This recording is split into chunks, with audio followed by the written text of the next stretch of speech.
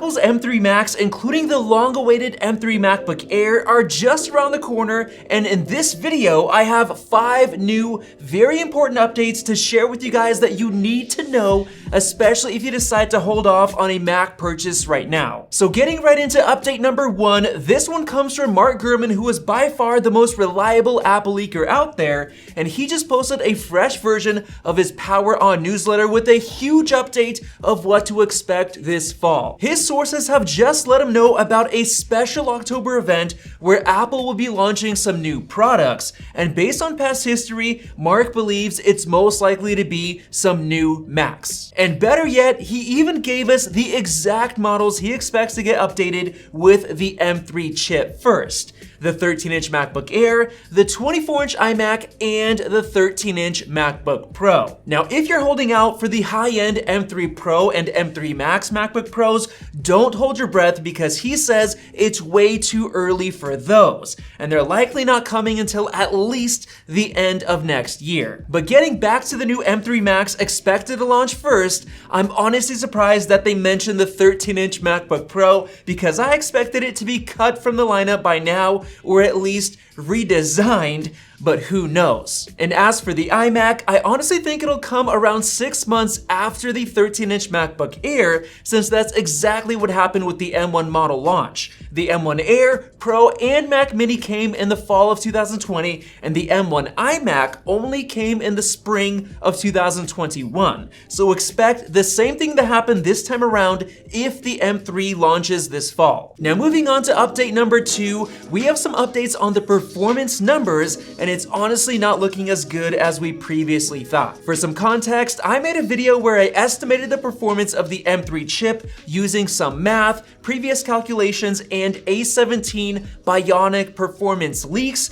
which were incredibly impressive. And as you can see, the single core performance came out to around 3,500 points in Geekbench 6, which is around 32% faster than the M2 chip, which is insane. And then for the multi-core test, we're looking at around 13,600 points in Geekbench 6, which is around 41.5% faster than the M2. Now, all of that sounds great, but after I made that video, we had some unexpected and fairly disappointing news. TechReeve on Twitter, who is the same source who leaked the initial A17 Bionic chip performance numbers, said that the new A17 and M3 chips could actually have disappointing performance compared to what he saw before. Apparently, instead of them being based on a brand new architecture, there could just be improvements to the manufacturing process to get them to 3 nanometer, so don't expect the performance numbers I estimated to be that high. Realistically, we could be looking at about 20% higher for single core and maybe 25 to 30% higher for multi-core, just to temper the expectations a little bit.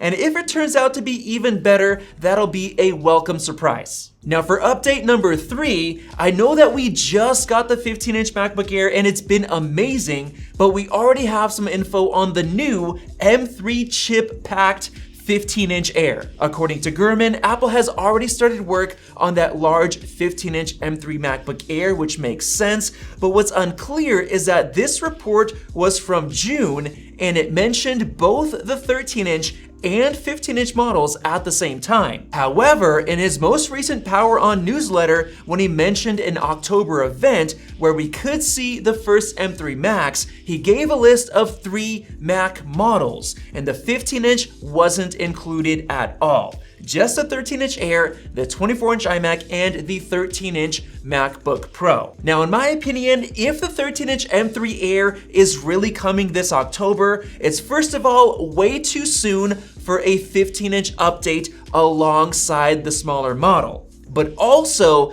I think it actually makes sense to delay the 15-inch M3 MacBook Air model just like they did for the brand new 15-inch that we have now, which was released basically a full year after the 13-inch M2 MacBook Air. And why do I think that? Well, because I think Apple wants to give users a choice when the first M3 chip Macs finally come. You can either choose the 15-inch Air with the old M2 chip, or you can get the brand new M3 but only in the 13-inch size. So there's a bit of a dilemma that makes sure people still have a reason to go for that 15-inch Air for the size to value ratio. And then a few months later, Apple can come out with the new 15-inch M3 Air and get another big boost in sales, basically just how Apple adds a new iPhone color in the spring, or like when they released the iPhone SE in the spring for a sales boost,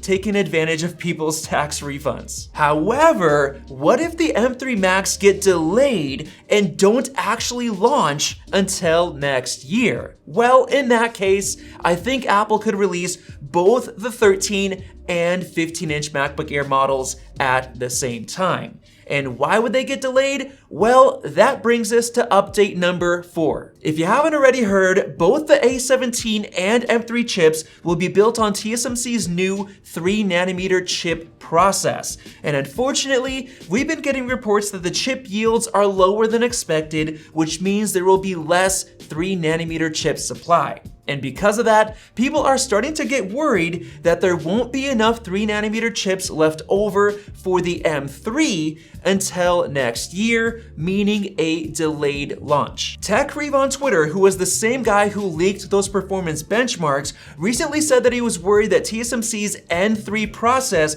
will have such low yields that it might be a barrier to production of the A17 chip. But this seems to have been resolved by postponing M3 to next year. And apparently the yields were so low that they switched from the original N3 process to N3E, which has better yields but worse transistor density and performance. But it's okay because according to this chart that he posted, the N3E transistor density is still better than Samsung's brand new 3nm process. And that's actually a really smart move by Apple, where right now they're going to be a little bit ahead of their competition, giving them even more room next time around for a bigger performance jump with N3. But even still, we just got a report recently showing that 3nm yields at TSMC for the A17 and M3 chips are sitting at around 55% yield,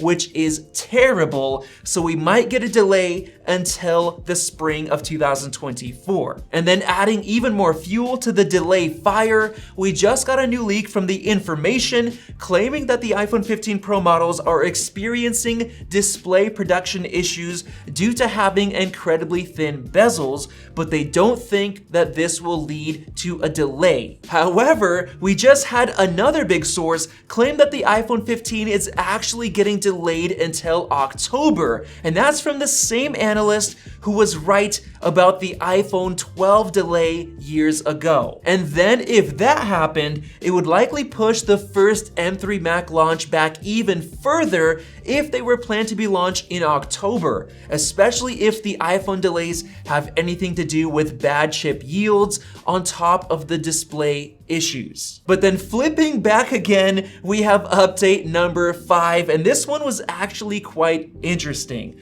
Just the other day, we got a report from Digitimes that Apple's new 13-inch MacBook Pro with a 3nm chip will be launching in the third quarter of this year. Now, the third quarter thing doesn't really make sense because we're literally in the third quarter right now, and it ends before October, pointing to a September launch, which doesn't really make any sense. But one important key detail is that they say it'll have the M3 chip based on 3nm technology, which perfectly matches the same information from Mark Gurman, who hinted at an October launch. Now, personally, I think that the 13-inch MacBook Pro should just get discontinued completely, since it just doesn't make sense in the lineup and it's really outdated. But in the eyes of Apple, it's probably incredibly profitable, and people are surprisingly still buying these things, probably due to the Pro title at a cheaper price. But all in all, I'm leaning more towards these M3 Macs